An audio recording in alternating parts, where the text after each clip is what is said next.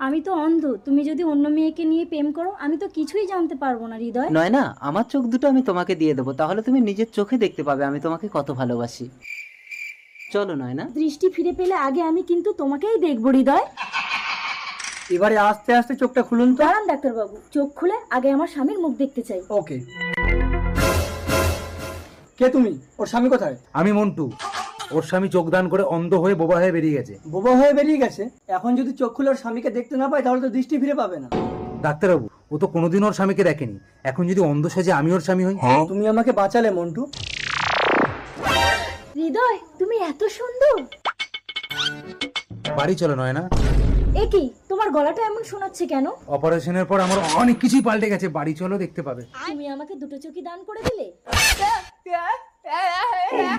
এই কে তুমি, ছাড়ো। কানামাল তো ধরে ফেলেছে।